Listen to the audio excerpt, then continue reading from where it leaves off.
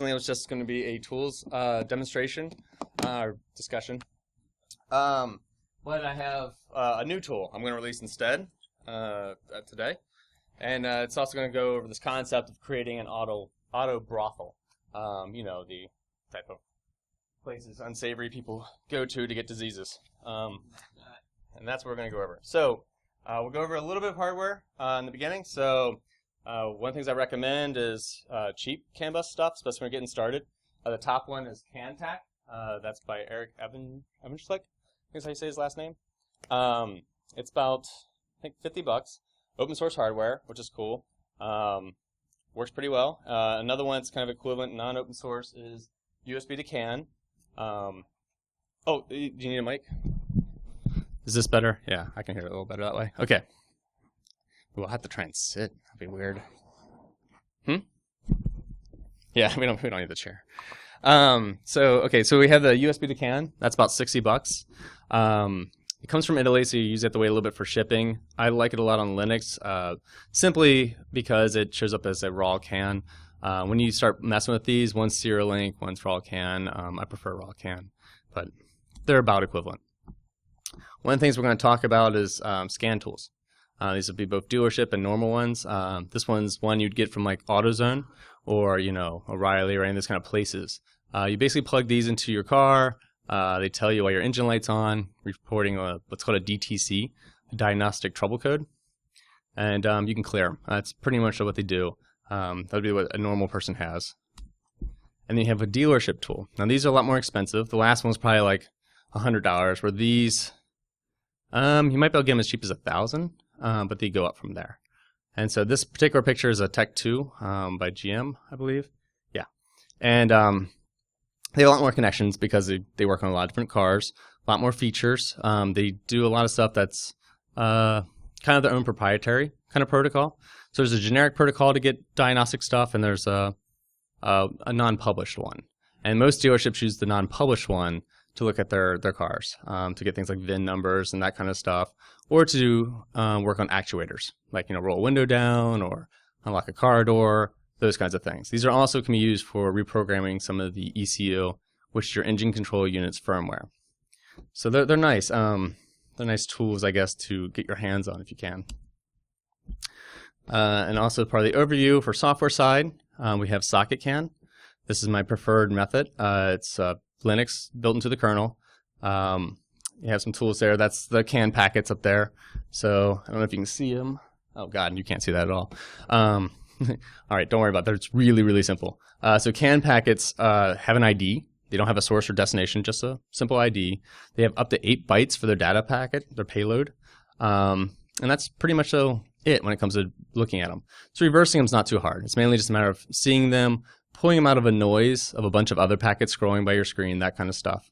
The reason I like SocketCAN is because with SocketCAN, it let you use all your different hardware with the same tools. Kind of treats it like a network interface, you know. So no matter which network card you have, in Linux it'll be ETH0. Same here. This is CAN 0, or it could be SLCAN if it's a serial link. But any tool you write can then work no matter what hardware the person picked or used. So the way this new tool came about is kind of an extension of this other tool I wrote called ICSim.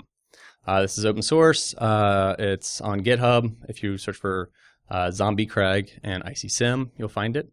It's basically 2 pieces. You have a instrument cluster at the top, which has your speedometer, turn signals, and a picture for your door unlocks. There's another screen that comes up, and it's your controls. The reason why it looks like a game controller is because it works with game controllers. It can work with PlayStation, Xbox, whatever. The controls are pretty much the same as Grand Theft Auto, and as you drive around with it, it controls your instrument cluster on the top. And it does it, but not by using a programming method such as semaphores or anything like that, but does it by using CAN packets, just like you'd have in a real car. So the window you see on the left, that's all the CAN traffic that's going by.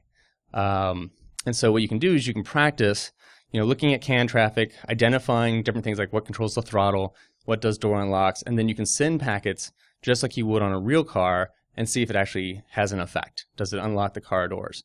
Those kinds of things. And there's a lot of background traffic that comes from real car traffic, actually my car. So that's valid. And so it'll really get you used to looking at CAN, doing that kind of stuff. You can change the difficulty levels. So once you do it once, you can play it again, that kind of stuff. One thing I noticed from doing training classes is there's certain tools that work against components, such as engine control units or body control modules. Those don't work with IC-Sim. It's mainly CAN traffic. So I want to make another tool that allowed you to do queries for diagnostic trouble codes and those kinds of things in a virtualized environment. The nice thing about IC-Sim is you don't actually need a car to do it. So I created this thing called UDS server. So also free, GitHub, Zombie Craig. I know you can't read it, but that's where it's at. And so that allows you to run that. You can run other tools like Carrying Caribou against a virtualized system and actually get results. Carrying Caribou is kind of like Nmap for cars. I can do like some brute forcing and that kind of stuff. So you can practice with those. But when doing this, I kind of came to this realization that, we could, instead of doing a virtualized simulation environment for training, I can also use this to attack dealership tools. Dealership tools are usually out of scope for any kind of security development. They have all the keys to all the cars, keys to the firmware, all those kinds of things. So anything you really need is an extra piece of hardware. So that's where the ODB gateway comes from. OBD is the normal port you plug into, and I tend to always say, old dirty bastards, ODB instead. So I would just went ahead and made a tool. So now I'm not wrong when I say ODB. It's just a different tool. And all it really is you have two OBD ports attached to it. What you have to do is, this is kind of the minimum install. You would run the ground wires to each other, the 12-volt power, and then the green one. So the CAN high, CAN low. That's the minimum. You will have to put a 220 ohms or 240 ohm resistor on the CAN lines for it to work. And depending on what car you're trying to mimic, you may want to wire up some of the other ones too. So if you're doing like an American car, they'll typically have more CAN. So that's a high-speed CAN, but they may have a middle speed CAN or low speed CAN. And in those cases, you want to run those too. But sometimes it's K-line or something else. So your thing will vary, but if you keep it to just CAN high, power, and ground, it's fairly universal. So here is one of the things you can do. You can be any vehicle. If you take a scan tool, which is like the, I have one in here. Oh yeah. I'm going to exit out and come back in, I think. Yeah, it happens when I do it this way. So that's this scan tool here, one of the ones from Bosch. It does everything, makes all its decisions based on your VIN. So one of the things you can do is you can send in a VIN from another car, whatever car you want to simulate. So in this case, it's showing a 2006 Dodge Charger. And then when you go through, it's going to make assumptions based on that. You can also make up your own VINs. It's one of the command line options. So we'll do it this way. And so this one is, believe it or not, a valid VIN. It says pwned by Open Garages. VINs have a checksum in them on one of the bytes. In this case, it's the 3 in open. So this tool, if it couldn't do proper calculations on your VIN, that Bosch tool will error. It won't go through and make assumptions. This one's fine as far as it's concerned. It will try to process this one, no problem. You can work from anywhere. This picture was taken at a bar. I have it out there with my laptop, had a scan tool, doing a bunch of testing. It allows for fuzzing. So not only can you spoof things, you can also send a bunch of fuzzing packets. I think we have some examples of those as well. You can do it for I/O controls. So when I mentioned when you take a dealership tool like controlling door unlocks and that kind of stuff, if you look at the debug log, which is on the left side, I know you can't read it, but it'll basically put in English what's kind of going on. So when you're plugged in this way, you have a dealership tool like an MDI here or the Tech 2, and you go in, you say, all right, unlock the car door. It'll show you on the left in English. It'll say, okay, we're responding to tester present. We've gotten a request for sending data. And then you'll see the highlighted section there, which is saying that there's an unhandled device control from GM, and that's the other highlighted packet. So it's the packets that begin with AE are those I/O controls. And so what you'll know, the reason why it says unhandled is because there's nothing to do from a simulation perspective. I'm not going to simulate a door unlocking with this because it's just software. I only basically simulate output, not input.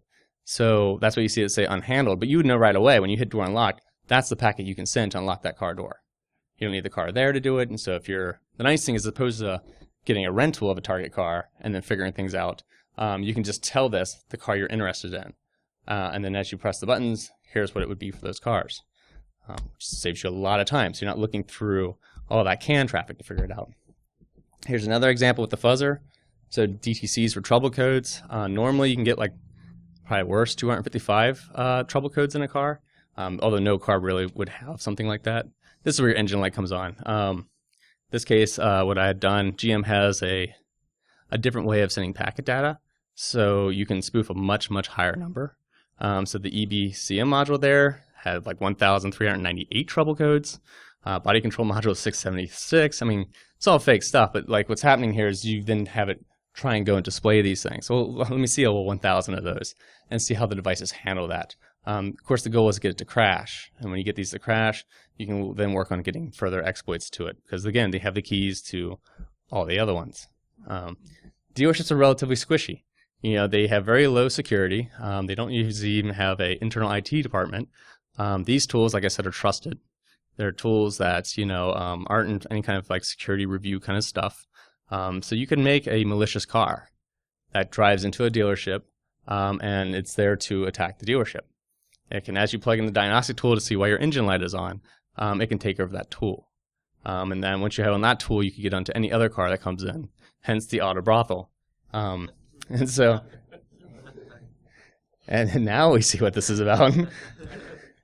So,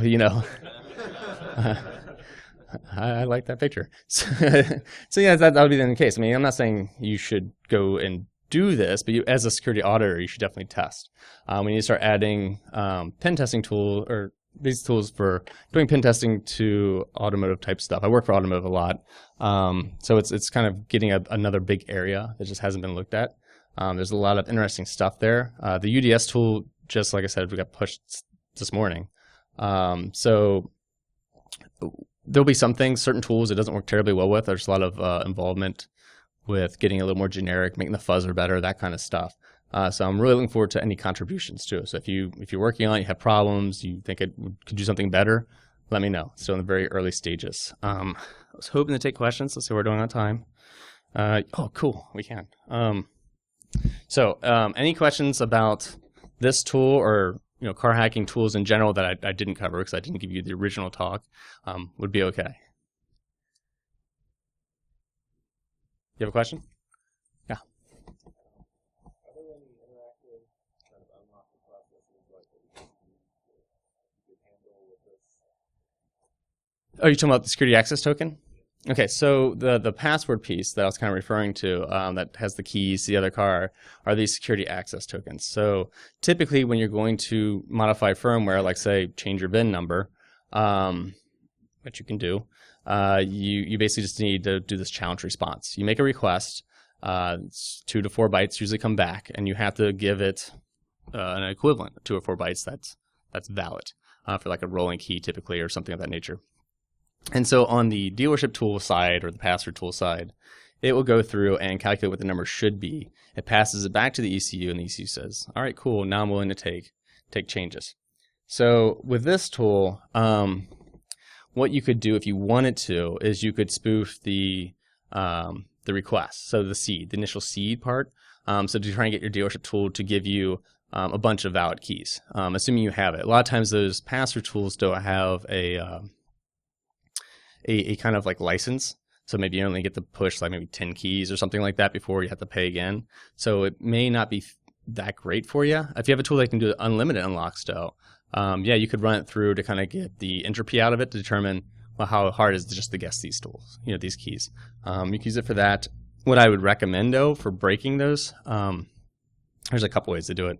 But for a tool perspective, carrying Caribou is has kind of like Nmap like things, but it also can be used as a framework. I have a module I haven't released, but you can make one too, that does the same kind of thing.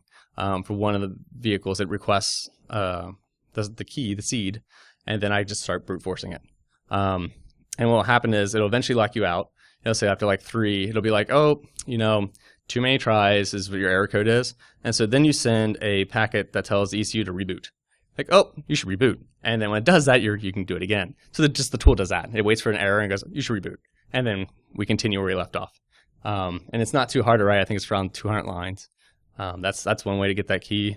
Another one, yeah, we got time. So another thing you can do is when you see, like, let me give that one slide. So here, you can see where it does like, oh, I sent a door unlock, and here's the packet that unlocks the car doors.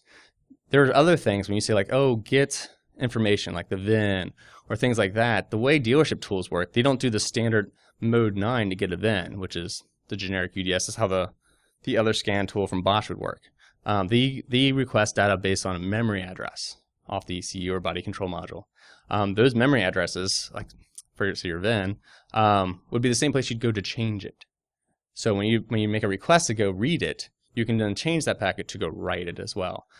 So you can also kind of brute force that memory space to see what else is in there. One thing to look for these keys is you can make a request for the seed, scan the memory space to see if you can see that seed show up in memory. If you do, a lot of times these embedded systems will also pre-generate the response it's supposed to be. And it's usually stored right next to the seed. So you can then make a request, once you know the memory region, pull off the memory, check the bytes next to it, and then send that as your answer. And it's usually within the right amount of time to do it, and it can be pretty smooth way of unlocking that without having to deal with any of the guessing of the keys or anything of that nature. No problem. Other questions? Yeah. Can you like dump the firmware like off of like an ECU or something like these tools? The question was, can you dump the firmware? Not with UDS, because you're the component in this case. You can make it would see a request to dump firmware, and you could give it fake firmware. But I think a lot of the dealership tools don't download the firmware and modify and upload them. The way they do is just they write the parameters, little spots in the memory. You'd want to go out the other way. You'd want to use like Hare and Caribou or something like that, some other tool to download the firmware. But you absolutely can download ECU firmware and upload it once.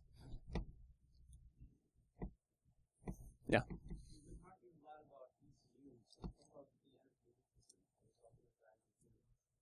Yeah, entertainment systems. The question is, do entertainment systems reside on CAN bus? And they do, most likely if they come from their dealership. If you bought it third party, they usually don't.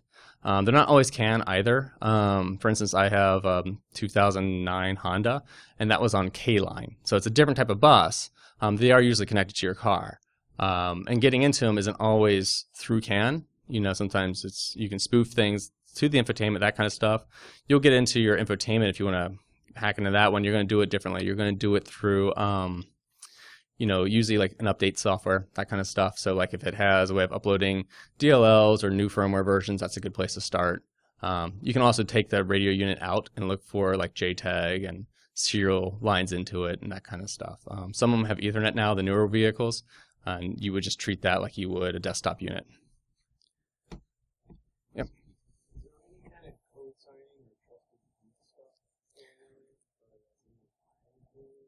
The question is there any code signing for like the embedded systems? No, there's no code signing for embedded systems for most things. I mean, some of the newer stuff, there's planning for doing a lot of that. I mean, the PKI infrastructure for doing over-the-air updates, if they have them, it's let's just say it'd be nice to have the PKI infrastructure for it. There is a less than handful of people that I know that are doing a PKI for their updates, and when they do it, there could be an issue as well, like while the infotainment unit itself may check the key information, it may not check if it's pushing out to other devices. So if you have another embedded system, the embedded system itself doesn't check the PKI, doesn't have an understanding of it. So a shortcut that's used sometimes is the beefier component, the infotainment center, does all the checking, and then it's like, oh, everything looks good, and then passes it, usually using just a standard kind of password kind of thing. So you can circumvent the whole PKI if you want by just jumping on the bus and acting like you're an infotainment center, saying, oh, everything was cool. It's totally fine. Take this firmware. And I didn't mention this, but if you guys want to participate in just hacking in general, it's a short talk. Feel free to jump on opengarages.org. There's a mailing list there, or you can shoot me an email directly at Craig at Thea Labs. I have my thing on here. I don't, but it's you can hit Open Garages or go to Craig at thealabs.com. The Open Garages website also has the Car Hackers Handbook for free if you want to download that and look at things. Yeah, I think that should be about it. Oh, you have another question? Yeah. Oh, you want the GitHub URL? Yeah.